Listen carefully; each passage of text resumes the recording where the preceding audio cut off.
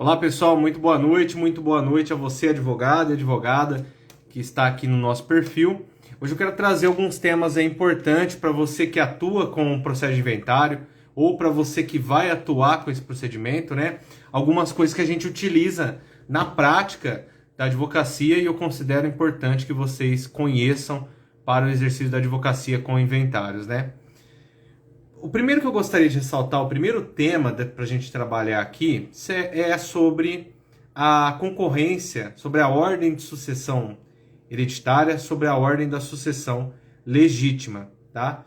Quando a gente tem lá no inciso primeiro os descendentes, a gente tem os descendentes em concorrência com o cônjuge sobrevivente.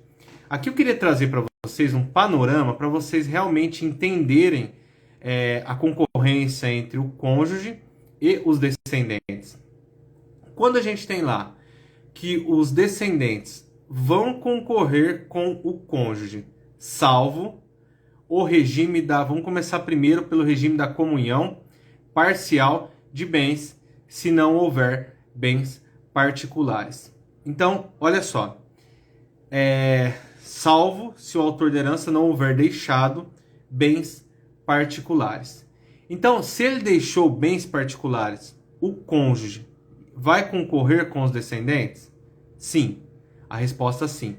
Ele vai ter direito à sua meação, mas também vai concorrer com o cônjuge com relação aos bens particulares. Por quê? Deixou-se bens particulares. Então, comunhão parcial de bens, você vai identificar o seguinte: qual é o patrimônio comum e qual é o patrimônio particular. O patrimônio particular, o cônjuge concorre? Sim.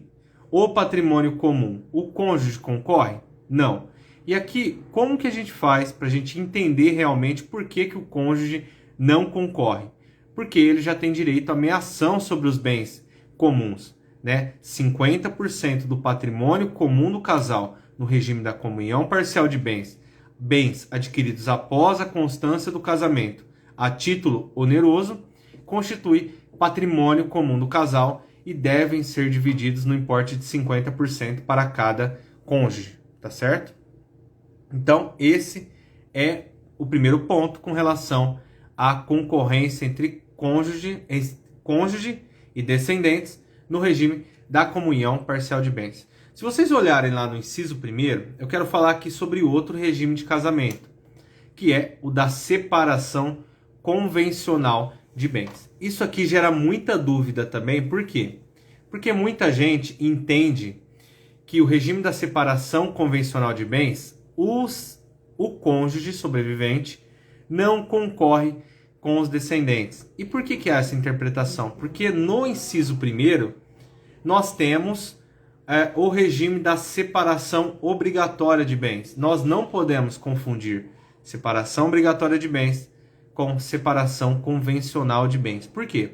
A separação convencional, os nubentes declaram que, convencionam que estão separando de comum acordo o patrimônio de cada um. Ou seja, não há aqui o patrimônio comum do casal. Cada qual terá o seu patrimônio. Então, olhem só. Na separação convencional, o inciso primeiro não diz nada.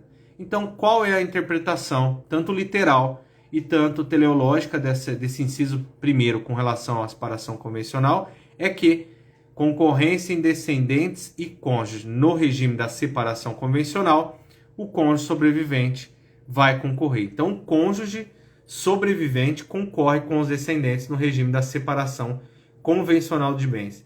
E por que também a gente chega nessa interpretação, nessa conclusão?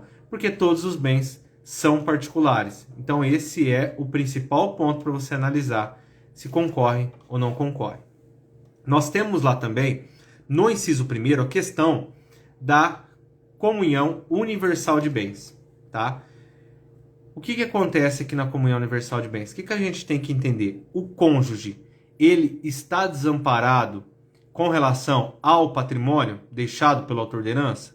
Se a resposta for não, ele tem direito aí ele não terá direito à concorrência. Agora, se a resposta for sim, ele está desamparado, ele não recebeu nada a título de meação, ele vai concorrer aí com os demais herdeiros. Então, na comunhão universal, o cônjuge não concorre. Por quê? Porque ele já tem direito à meação sobre todo o patrimônio.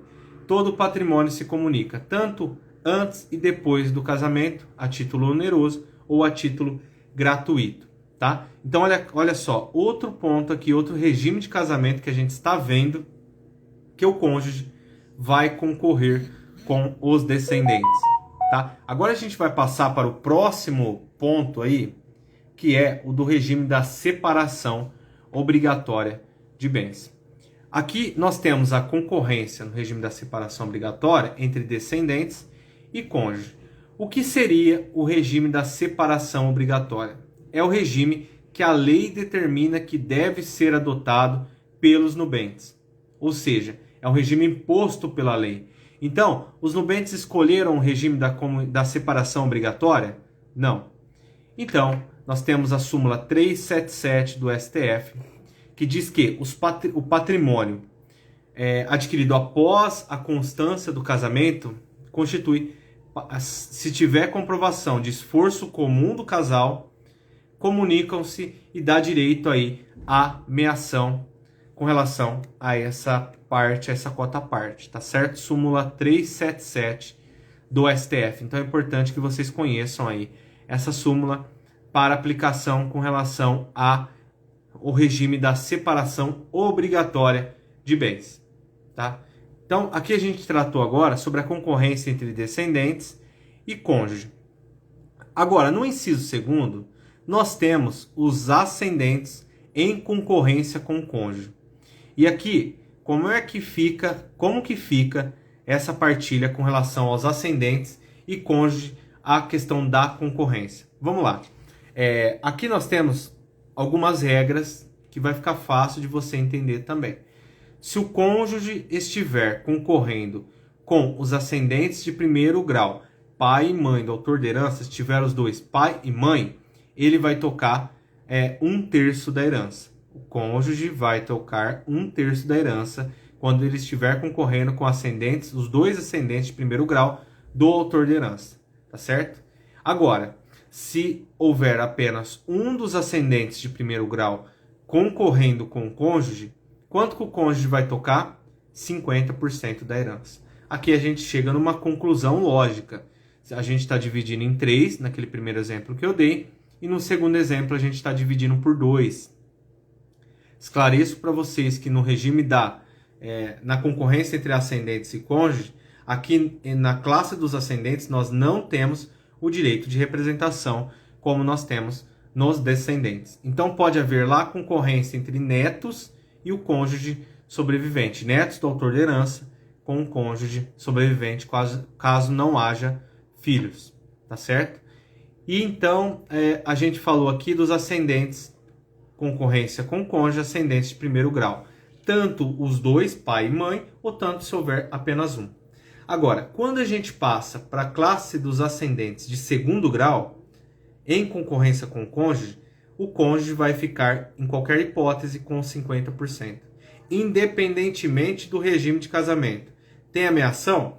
Vai receber ameação e vai concorrer com relação à herança, tá? Isso é o que disciplina o Código Civil, artigo 1829 da sucessão legítima.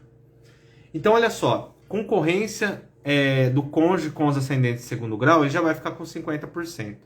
Os outros 50%, como que vai ser a divisão? Você vai fazer uma divisão por linha. Você vai pegar os ascendentes de segundo grau da classe paterna com os ascendentes de segundo grau da classe materna. Você vai verificar qual é a cota parte de cada um. Então, a classe paterna vai ficar com 50%, dos 50%, então 25%. A classe materna vai ficar com quanto? 25%. Então, olha só, classe dos ascendentes fica fácil a gente visualizar em concorrência com o cônjuge. Primeiro grau, 50%, o cônjuge vai tocar em qualquer hipótese. Se a gente passar para o segundo grau, o cônjuge vai tocar 50%, e os outros 50% vai ser dividido por linha materna e linha paterna. Então vejam só, aqui a gente já tratou aqui dos descendentes, a concorrência com o cônjuge, e também dos ascendentes em concorrência com o cônjuge. Então, dois institutos que você, advogado, e você, advogada, que atua com inventários, precisa conhecer a fundo, porque é isso que embasa a maioria dos inventários judiciais e extrajudiciais. A população brasileira ainda não tem a cultura, por mais que seja a regra prevista no Código Civil, de realizar testamentos, de fazer disposições de última vontade em vida. Então, a sucessão legítima é assim, não é a regra, né? Como eu já disse para vocês, mas culturalmente acaba sendo a regra na sociedade brasileira. Outro ponto importantíssimo também, sucessão legítima e sucessão testamentária podem coexistir, tá certo? Então, essas duas sucessões podem ser utilizadas dentro de um único processo de inventário.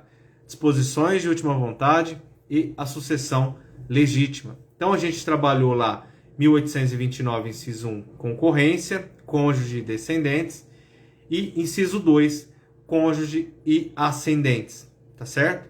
Aí nós temos o cônjuge sobrevivente recebendo na integralidade, e depois nós temos os colaterais. Colaterais, importante ressaltar, até o 4º grau. Se tiver, passou do 4º grau, a herança vai ser considerada jacente, vacante e vai para o Estado, tá certo? Então, e o cônjuge sobrevivente também, ele pode receber tanto a sua meação, se ele for único, como a herança. Agora, como eu passei com vocês aqui sobre artigo 1829, eu quero falar sobre o ITCMD. Que o ITCMD é o que causa muitas dúvidas com relação ao processo de inventário. Nesse último evento nosso ficou claro que os advogados têm muita dificuldade com relação ao ITCMD. E eu creio que seja isso o que causa mais medo para realizar o procedimento de inventário, quando você não tem a técnica do processo judicial e extrajudicial. Então vamos descomplicar aqui alguns mitos, algumas respostas sobre o ITCMD. Se a gente tiver, como eu recebi uma pergunta esses dias, 5 bens imóveis para a realização do inventário. Vamos dizer que cada um desse imóvel está numa localidade diferente. Um imóvel no estado de São Paulo, Minas Gerais, por exemplo, Rondônia, e mais 2 estados aí. A gente pode colocar Bahia e Amazônia. Então, 5 imóveis, um em cada estado. E aí, você pode escolher, né, como a gente sabe pela regra de competência, se você for fazer o extrajudicial, você não precisa seguir o artigo 48 do Código de Processo Civil. Você vai direto para escolha de qualquer cartório de notas no Brasil. Então, se for inventário judicial, você pode escolher qualquer localidade de um desses bens. Vamos dizer que você escolha abrir o processo de inventário, sendo que o autor de herança não tinha domicílio certo, aqui no estado de São Paulo. E aí, como que fica o ITCMD sobre esses bens imóveis? Você vai recolher o ITCMD aqui no estado de São Paulo, você vai recolher o ITCMD em cada estado, 4% sobre cada um dos imóveis naquele estado respectivo, ou você vai fazer um 4%, por exemplo, se for aqui no estado de São Paulo, sobre todo o montante e recolher aqui no estado de São Paulo. Isso é uma grande questão que muita gente tem dúvida. ITCMD, imóveis em vários estados, você vai recolher sobre o valor do imóvel em cada estado. Então, você vai recolher, por exemplo, aqui no estado de São Paulo, 4% sobre esse bem aqui no estado de São Paulo, uma guia. Sobre o bem que está lá no Amazonas, você vai recolher outra guia, porcentagem daquele estado sobre aquele bem. Por exemplo, Minas Gerais, você vai recolher a porcentagem sobre aquele bem no estado de Minas Gerais, analisando a alíquota de lá, porque nós estamos tratando de bens imóveis. Isso a gente vê no artigo 155 da Constituição Federal, 153 e 155, e também no Código Tributário Nacional, e todos os estados da federação também disciplinam dessa forma. Bens imóveis têm que ser recolhidos naquele estado. Agora vamos trocar o exemplo aqui. A gente não está trabalhando mais com bens imóveis, e sim com bens móveis. Ele deixou, por exemplo, um veículo no estado de São Paulo, um veículo no estado do Amazonas, um veículo em Minas Gerais. Como que vai ficar aí o ITCMD com relação a esses bens móveis. Nesse caso, o ITCMD ou ITCD, a depender do estado, vai ser recolhido aí na localidade da abertura de inventário. Tá? Então ele segue aí o local que você vai abrir inventário. Se você abrir aqui no estado de São Paulo, você vai pagar 4% sobre todo o montante aqui no estado de São Paulo, porque a gente está trabalhando com bem móvel, tá certo? Então, olha só, ITCMD gera muitas dúvidas, né, como eu disse, e essa questão da competência para recolhimento do imposto é a principal. É uma das mais dúvidas questionadas aí por nossos seguidores. Então, a gente falou de sucessão legítima, a gente falou um pouco de ITCMD, mas continuando ainda no tema do ITCMD, o que eu gostaria aqui de dizer para vocês? O que eu considero para recolhimento do ITCMD? O que eu vou ter que considerar para recolher o ITCMD? A meação você tem que descontar do cálculo do imposto, ou seja, a meação não entra no cálculo do imposto. E por quê? Porque a meação, ela é um instituto trazido lá do direito de família. Seria aí ilegal e imoral você cobrar o imposto sobre algo de uma pessoa que não se transferiu a terceiros. Quando o casal se junta, eles, por exemplo, o regime da comunhão universal de bens, eles declaram que todos os bens constituem um patrimônio comum, ou seja, cada um do casal tem direito a 50% sobre o patrimônio. Então, quando um falece, o outro ele tem os 50% dele e não seria legítimo nós cobrarmos imposto sobre esse montante. Então, é por isso que o ITCMD tem que ser descontado no cálculo do imposto a meação. O que mais a gente vai descontar? As dívidas também.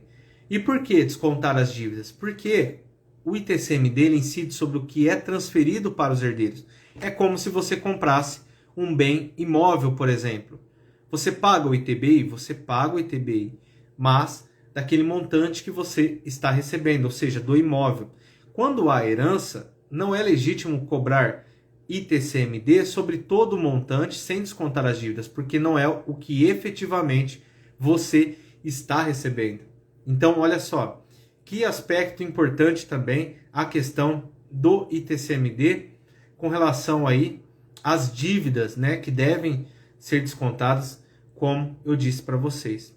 E aqui, um outro norte que eu vou dar para vocês, advogados que atuam com o processo de inventário, uma dica importantíssima. Eu vejo muitas pessoas dizendo, o momento de você recolher o ITCMD é após, por exemplo, a intimação lá no final do processo de inventário, ou após o cálculo do imposto, né? Mas, cuidado, as legislações estaduais mencionam prazos para você fazer o recolhimento do imposto. Você pode recolher depois, após a homologação, sem problema. Mas, por exemplo, aqui no estado de São Paulo, se ultrapassar 180 dias, você tem que pedir uma autorização para o juiz e justificar isso. Por quê? Senão você constitui aí, sobre esse TCMD, sobre esse imposto, juros e correção monetária. Então não é interessante para o seu cliente pagar juros e correção monetária de um imposto que você deveria informá-lo que, por exemplo, o valor efetivo daquele imposto. Agora pode ser, pessoal, que tenha dívidas aí que deverão ser apuradas. Você ainda desconhece naquele momento as dívidas. É por isso que muita gente deixa para recolher o imposto posteriormente.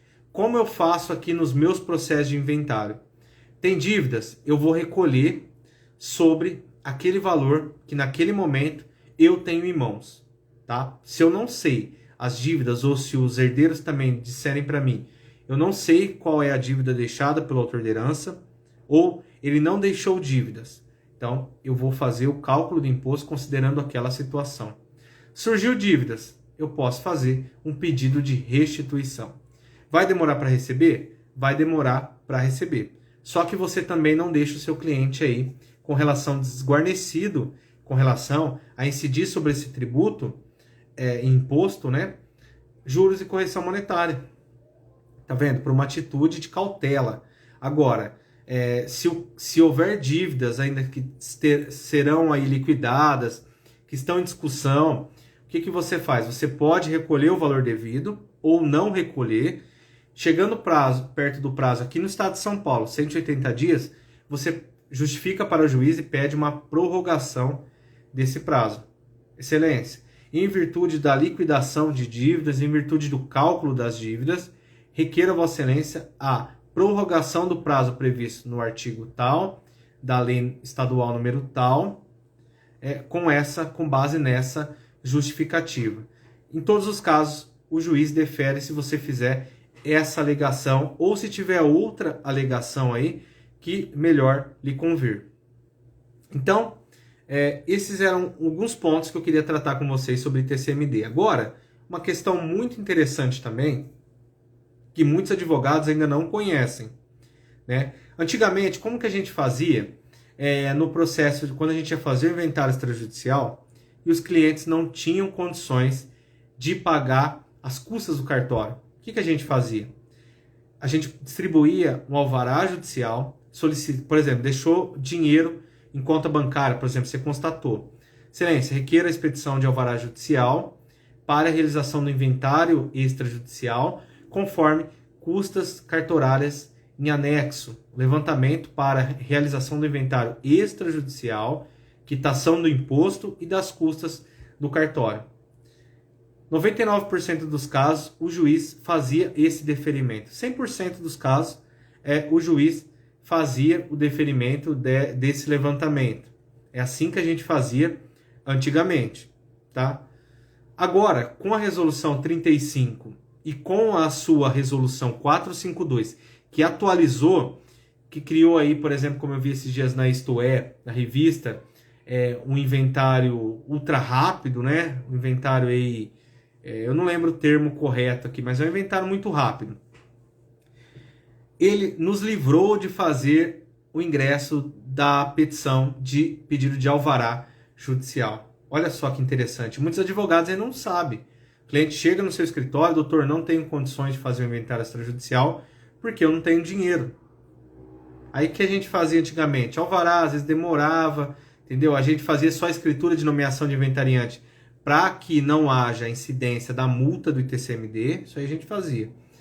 Mas agora o que a gente faz? A própria escritura de nomeação de inventariante, ela dá o direito do seu cliente, inclusive, fazer levantamentos de valores nos bancos onde o autor de herança tinha conta. Olha só que interessante esse aspecto. Isso aí vai nos conceder um trabalho a menos e vai agilizar o nosso processo de inventário. É por isso que eu digo para vocês, inventário só cresce, tá?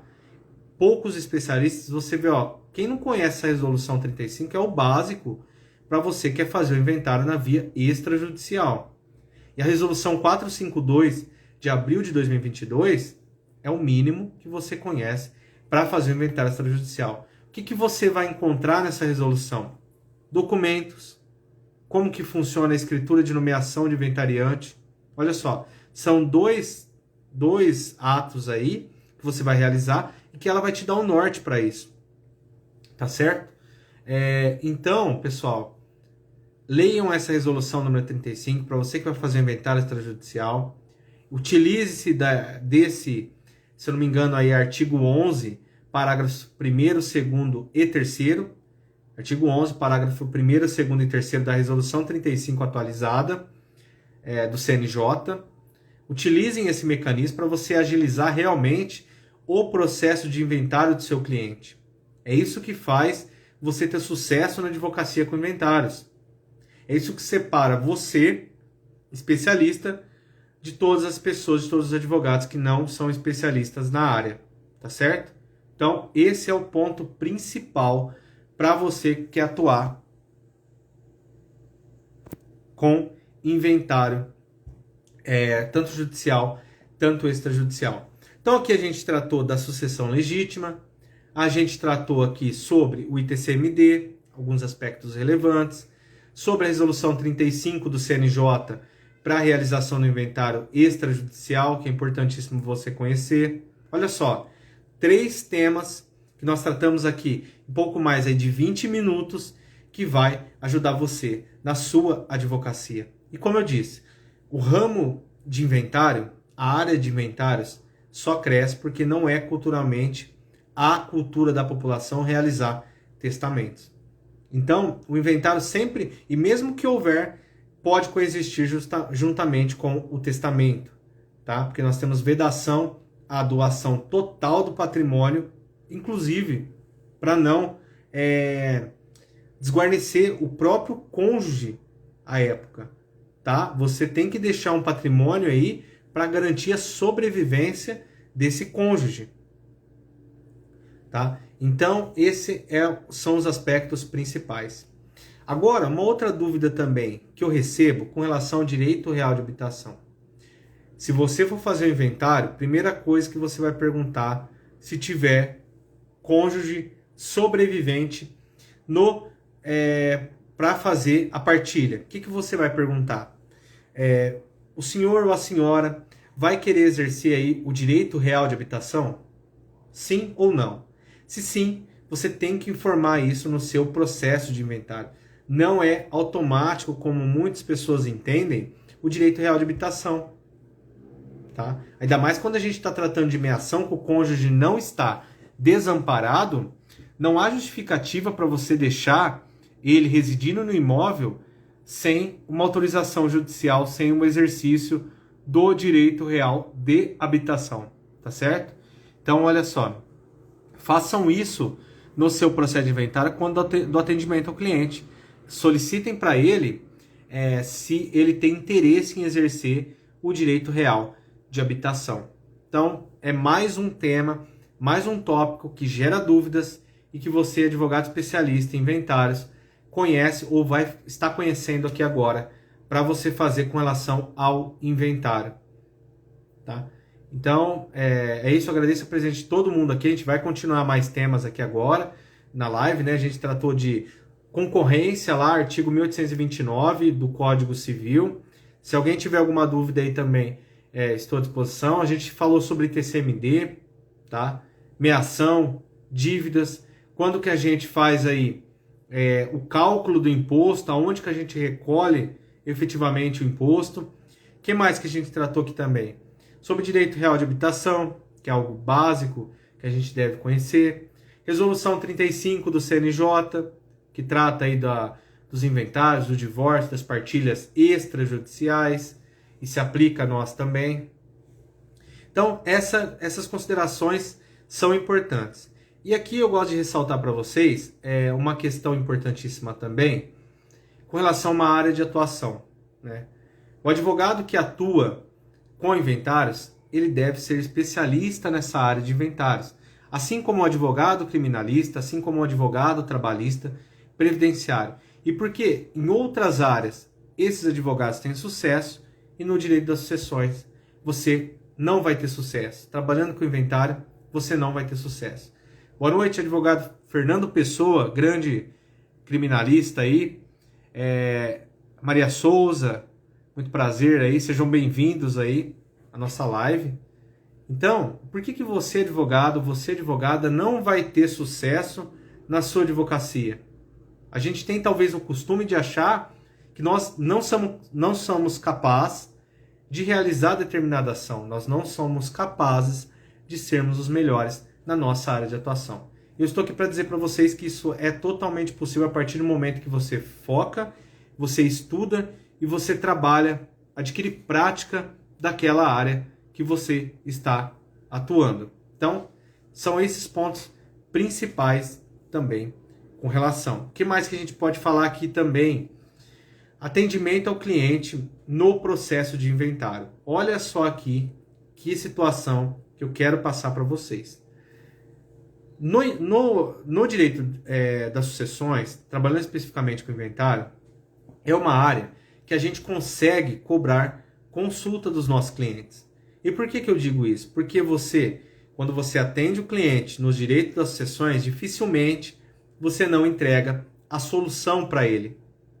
Há casos que sim, você pode dizer, olha, eu vou analisar o seu caso, te passo o orçamento e aí você analisa.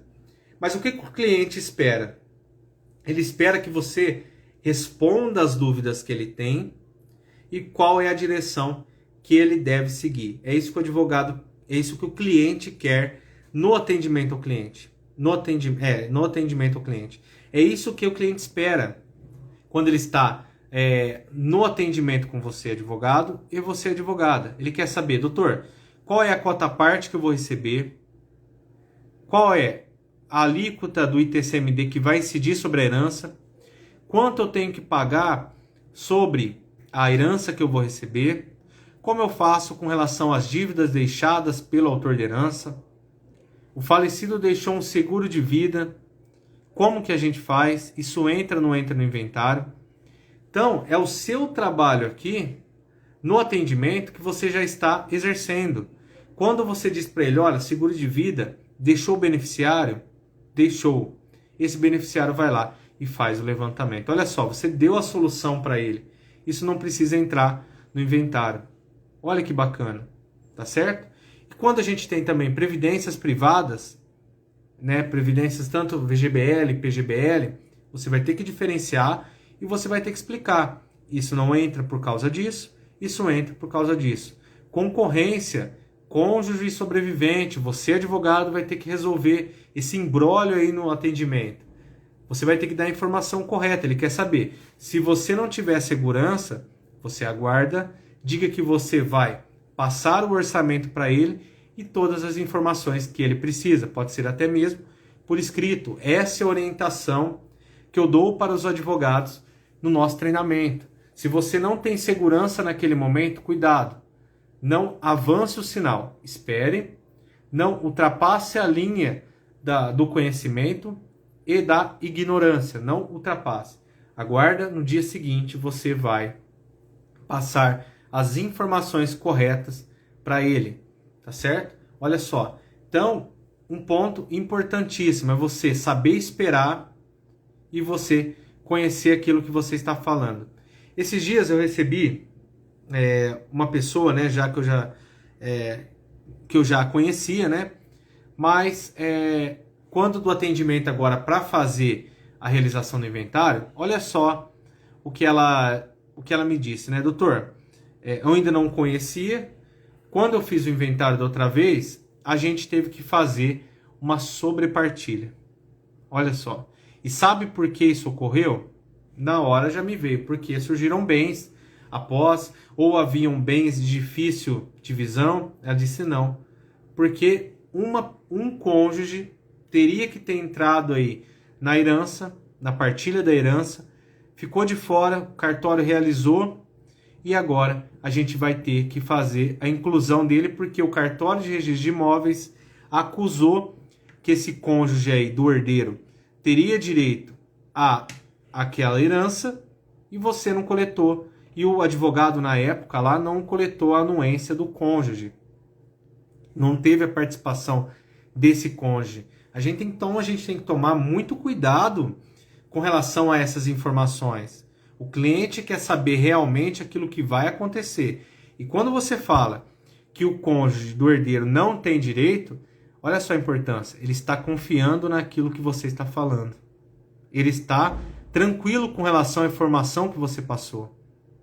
E aí, a gente avaliou agora nesse próximo inventário, a gente analisou caso a caso, a situação dos herdeiros, regime de casamento dos herdeiros, eu sempre digo, no nosso treinamento também, tá? Inventário na prática. Analisa o regime de casamento dos herdeiros, para você ver se vai haver comunicação dessa herança ou não.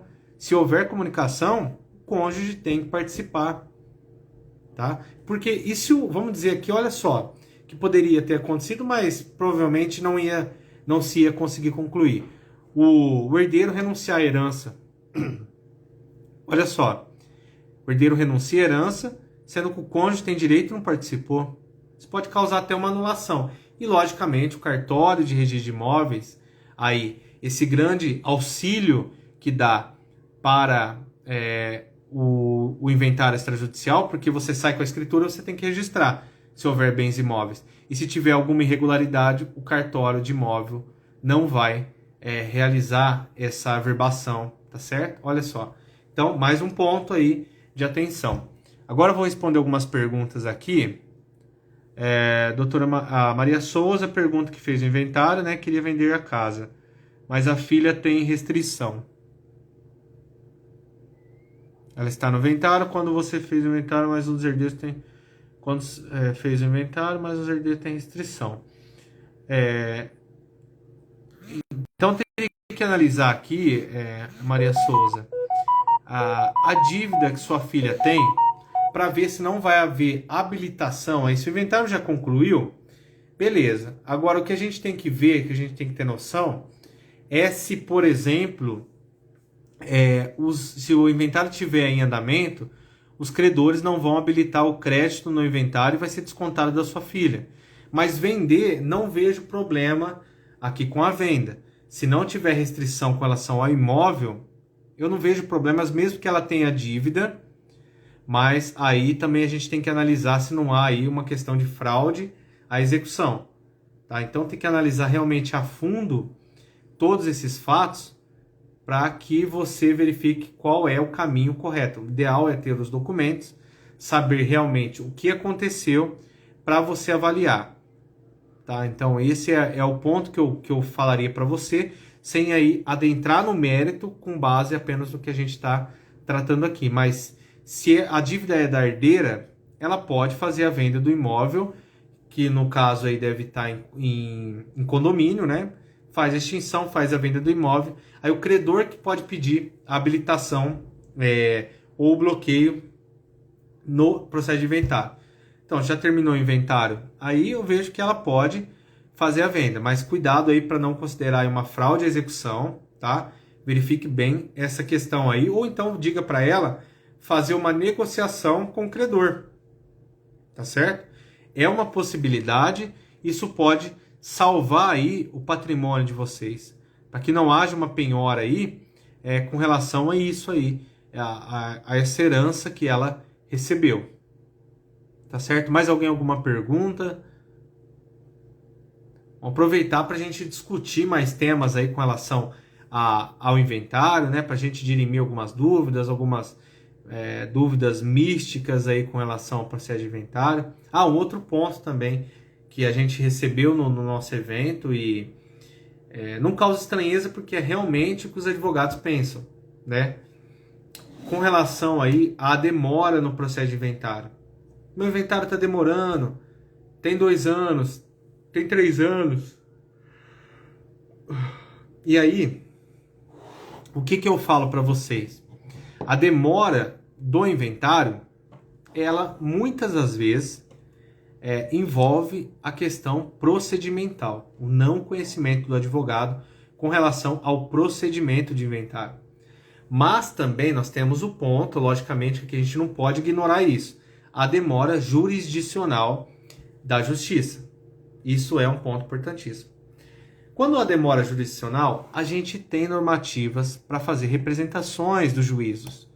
O processo seu está demorando mais de 100 dias, representação no CNJ. Ele vai encaminhar ao tribunal de origem daquele magistrado para apuração. E muitas das vezes isso resolve. Tá? Você não está prejudicando ninguém. Você está exigindo, salvo engano, artigo 276. Eu vou até conferir para vocês aí. 276 do Código de Processo Civil, né? CPC. Ainda não é do CPC. Tem um artigo, se eu não me engano, 256, 250, é algo nesse meio aí, que fala dos prazos do juízo. Tá? Qual que é o prazo? Para colocar para conclusão, para dar uma decisão interlocutória, para dar uma decisão de mérito. Passou desse prazo, representação perante o CNJ, há um descumprimento de lei. Aqui não vai adiantar você fazer várias petições, porque isso vai atrasar mais ainda o seu processo de inventário. Porque o juiz vai analisar a primeira, dependendo ele vai analisar a segunda, terceira, e olha lá como é que isso vai funcionar. Agora, quando o erro é do advogado com relação ao procedimento, aqui a gente tem que ter a humildade de dizer, é com relação a ele não informar o juiz sobre o rito dos arrolamentos comum e sumário, por exemplo, não juntar a documentação correta, por exemplo, igual a gente tem a dúvida aí da Maria Souza, quando o falecido deixa um seguro, entra no inventário, o advogado conhecer isso, porque na hora que chega na fase da partilha, é aí que começam a ocorrer as várias situações. Maria Souza, já vou comentar sobre essa questão já vou falar agora. Quando o falecido deixa um seguro, entra ou não no inventário? Olha só, Uma excelente pergunta que a Maria Souza, nossa seguidora aí, comentou para nós. Entra ou não entra no seguro? Aqui o que nós temos que analisar é o segurado, ele deixou um beneficiário desse seguro, por exemplo, o seguro de vida. Se ele deixou um beneficiário, o que vai acontecer aqui? É esse beneficiário que vai receber, não vai entrar aí no inventário, tá certo? Assim também como é o DPVAT e também com relação a alguns planos de previdência privada, porque tem aí a indicação de beneficiário. Aí vamos lá também no artigo 792 do Código Civil, que fala que na falta de indicação do beneficiário, ou se por qualquer motivo não prevalecer a que for feita, então se ele indicou e essa não prevalecer, teve impugnação, teve uma contestação, o capital segurado será pago por metade ao cônjuge, não separado judicialmente, e o restante aos herdeiros do segurado, observada a ordem de vocação hereditária. Olha só, aí nesse caso, quando ele não indica beneficiário, aí sim nós temos que colocar no processo de inventário. Tá? Por quê? A lei está falando que o cônjuge tem direito a 50% e os herdeiros aí vai ser dividido entre os herdeiros conforme a ordem de vocação hereditária. Desculpa. Artigo 1829 do Código Civil. Então, Maria Souza, o seguro, se ele deixou o beneficiário, não vai entrar no processo de inventário. Agora, se ele não deixou o beneficiário, vai entrar. Se ele deixou o beneficiário, não entra no processo de inventário. Então, é isso. É essa consideração com relação ao seguro DPVAT. Então, o que a gente estava falando aqui? Sobre a ordem de vocação hereditária, né? O seguro. Se você tiver mais alguma dúvida aí para a gente trabalhar aí com o inventário, a gente está à disposição. A gente tratou de muitos temas aqui hoje, né? É um dia corrido para nós, que a gente realiza inventários aí judiciais, extrajudiciais em todo o Brasil. Vai chegando essa hora aqui, a gente já está com muito trabalho, com muito estudo já preponderando aí no nosso dia, né? Então, é importante essas discussões, porque a gente qualifica a advocacia. E como eu estava falando para vocês, agora eu lembrei aqui, peguei o fio da meada aqui. Com relação ao procedimento que o advogado não conhece, por nada, Maria Souza, a obrigatoriedade de nós advogados conhecermos o direito sucessório, conhecermos o inventário. Para realizar o inventário, o que eu preciso? Conhecer o direito das sucessões. É um instrumento para você realizar o processo de inventário. E como eu disse, saber os documentos, saber a competência. Se você ingressar com um processo de inventário judicial na comarca errada, você vai ter problemas. Porque você vai ter um andamento, provavelmente, ou um indeferimento da petição, e aí você vai ter que ingressar novamente, olha só o período que foi. Ou se às vezes você recorrer, por não conhecer artigo 48 do Código de Processo Civil, você pode perder, e aí você perde tempo com isso. E o que está em jogo? Dinheiro do seu cliente, tá? Com relação ao imposto de transmissão causa-mortes. E não é só isso. É você analisar isenções com relação ao ITCMD, a legislação estadual para ver se há ou não isenção. É você analisar uma doação realizada em vida, se você vai colacionar ou se você não vai colacionar. Então, olha quanta coisa que nós temos que ter cautela, e é por isso que eu digo, advogados que atuam com inventário, cobrem a consulta do seu cliente, porque você está resolvendo o problema dele, mesmo que você não veja dessa forma, sem entrar com o inventário, você já deu a informação correta para ele. Às vezes ele quer a segurança, Maria Souza está aí, não deixa a gente mentir. O cliente ele quer a segurança daquilo que ele tem que fazer. O que ele precisa para fazer o inventário, para fazer a transferência. É isso que ele quer saber. Ele quer uma resposta certeira daquilo.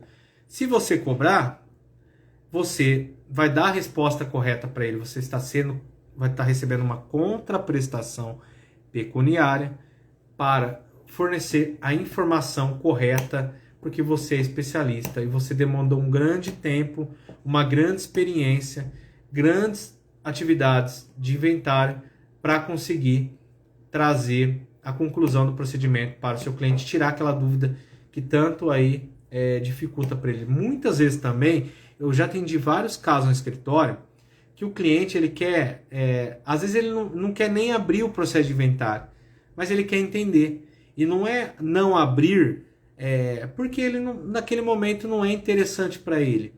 Tem isso também. Vamos esperar um pouco, mesmo que eu pague a multa, o valor é mínimo. Tem outros irmãos também, não estou com interesse de vender o imóvel agora, mas um dia você vai realizar. Mas com isso, olha só, mesmo deixando para depois, você recebeu os seus honorários com a consulta. Você pode fazer, inclusive, como eu oriento na nossa mentoria, o abatimento disso caso haja contratação. Olha que ponto importante. Se eu vou te cobrar aqui R$1.000, R$2.000, a gente abate isso lá no final. Então, importante. Advogados que não estão faturando com a advocacia é porque não estão dando valor ao seu trabalho. Não estão dando valor ao conhecimento que eles têm. Obrigado, Maria Souza.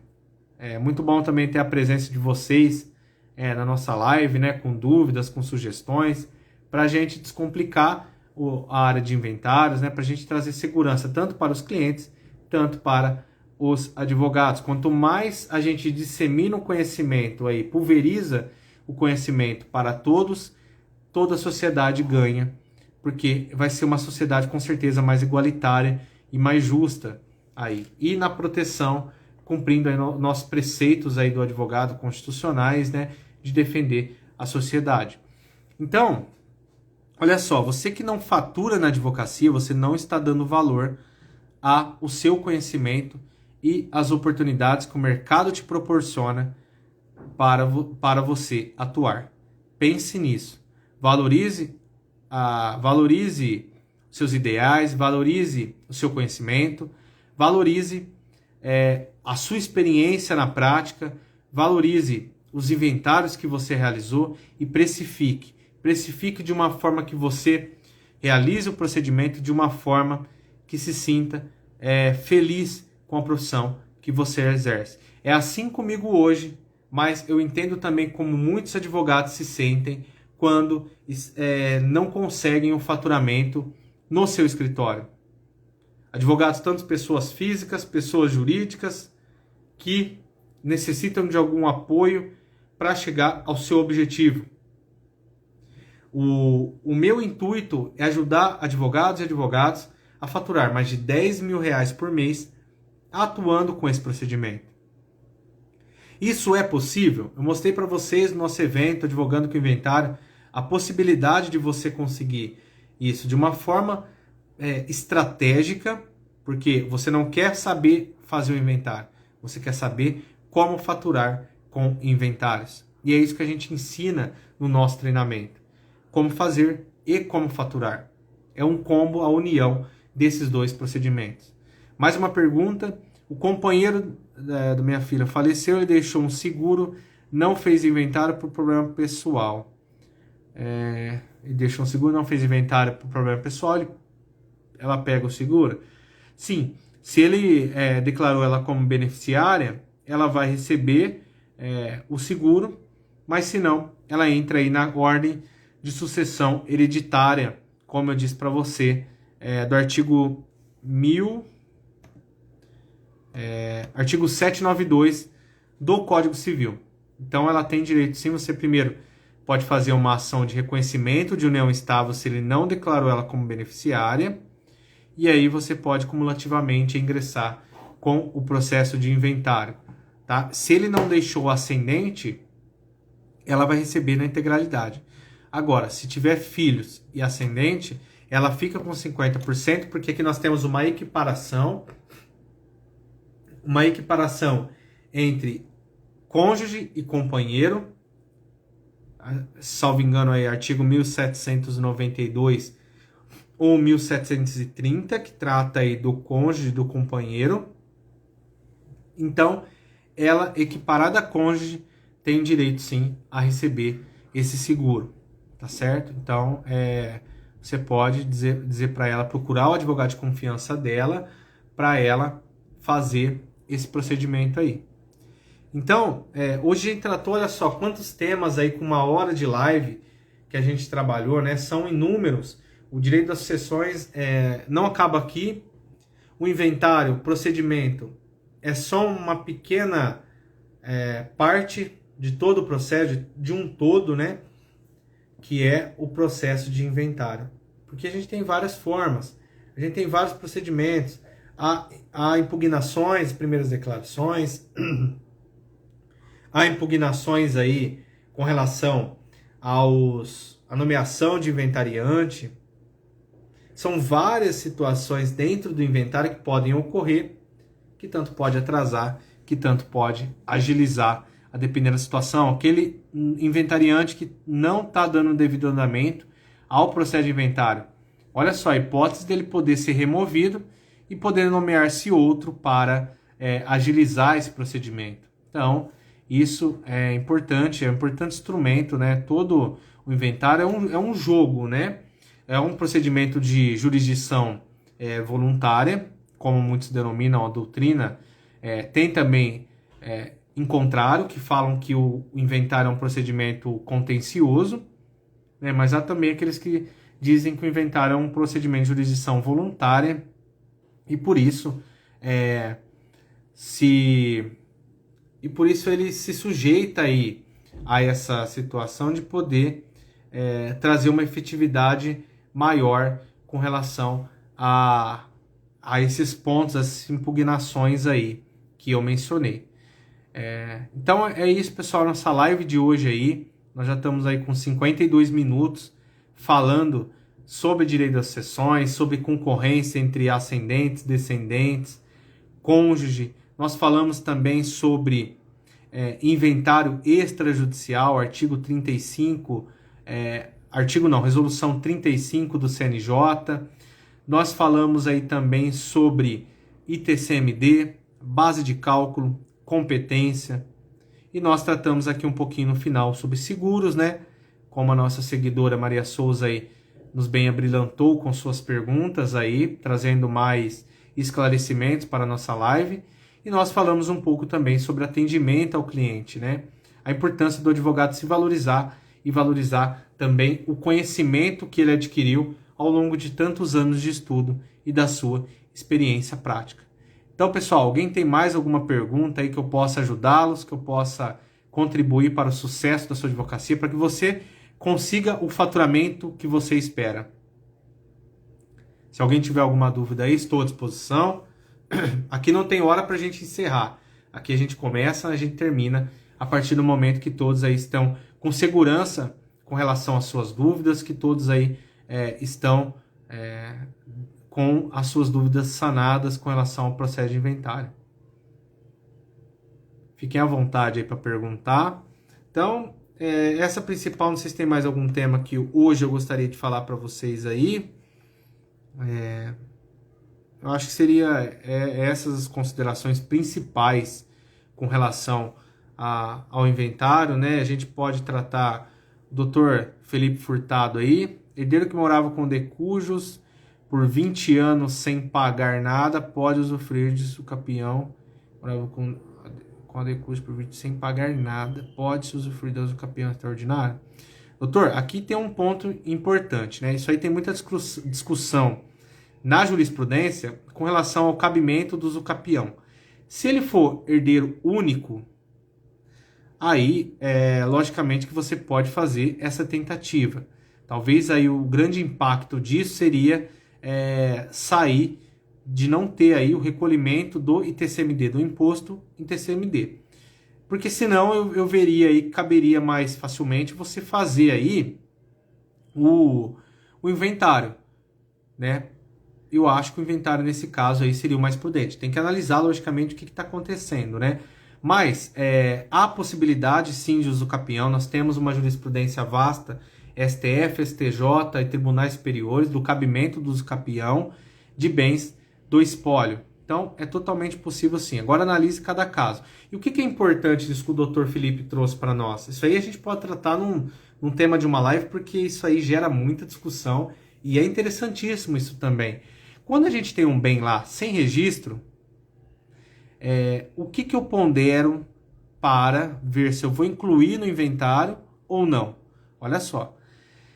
Eu tentar fazer, eu inventariar os direitos sucessórios, possessórios, que por mais que tenha um valor econômico, não vai me traduzir aí na efetiva transferência daquele patrimônio. Mesmo assim, eu vou ter que ingressar com uma ação, seja de adjudicação, ou seja, de usucapião, como o doutor bem disse. Então, o que eu pondero muito aqui? A possibilidade da gente ingressar diretamente com o usucapião, ou com uma adjudicação, se tiver um título aí.